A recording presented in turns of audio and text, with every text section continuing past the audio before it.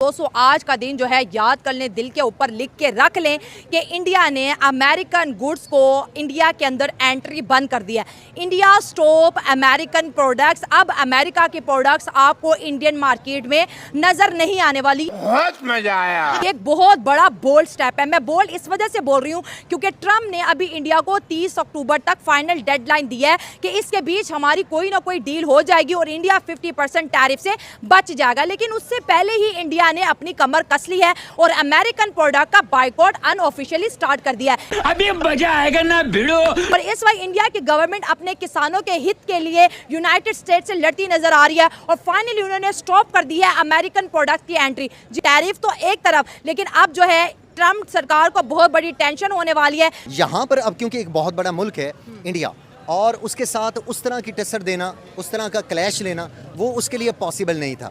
तो उसने फिर जाहिर सी बात है टैरिफ लगा के या सैंक्शंस लगा के फिर उसने इस तरीके वारदात को अपनाया।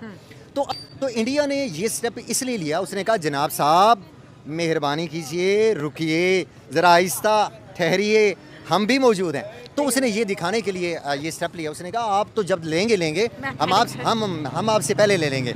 और मैं समझता हूँ कि इंडिया इस वक्त ये प्रूव करने की कोशिश कर रहा है कि जनाब इंटरनेशनली अगर आप कुछ हैं तो हमारी वजह से हैं। हम डेफिनेटली हम अगर कस्टमर नहीं होगा तो आपकी दुकान चलेगी कैसे? हम आप ये ट्रायंगल बड़ी खतरनाक है। इंडिया, चाइना और रशिया, ये जो आंख बन रही है ये बड़ी खतरनाक है सर। बिल्कुल, मैं जलवा है हमारा। ये जो ट्रायंगल है इसमें भी फ़ायदा है। अच्छा, मैं इस बात को ऐसे देखूंगा, अगर इंटरनेशनली आप रिलेशंस को देखें तो इसमें अल्टीमेटली फ़ायदा किसका होगा? एशिया का।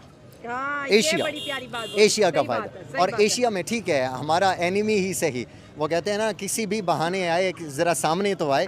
तो किसी भी बहाने चले इंडिया एशिया को तो सपोर्ट हो रही है ना। और पाकिस्तान भी कहाँ पे एग्जिस्ट कर रहा है? एशिया में। तो इस वजह से अगर ये ट्रायंगल चलती रहे तो मैं समझता हूँ कि ये यूएसए और ये यूके वगैरह जितने भी यूरोपियन कंट्रीज़ हैं इनकी इकोनॉमी को अच्छा खासा धचका लगेगा। ज्ञानी महापुरुष। इंडिया बैन कर रहा है तो ट्रम्प को भी तो दोस्त मिल रहा है ना, पाकिस्तान उसके साथ सारा चला रहा है। देखें, अरे कहाँ राजा भोज और कहाँ गंगू तेली। अगर आज यूएसए ये समझ रहा है कि मैं एक बहुत बड़े क्लाइमेक्स में हूँ तो अल्टीमेटली इसके बाद फिर इसी तरह की बातें ही होती हैं जो उसको जो है ना वो डिक्लाइन की तरफ लेके जाती हैं। और ये मैं समझता हूँ कि ये यूएसए का क्लाइमेक्स की तरफ मूवमेंट नहीं है बल्कि उसके डिक्लाइन की तरफ मूवमेंट है। कि जो ट्रम्प है ना वो कंपेयर्ड टू मोदी एक पागल आदमी है।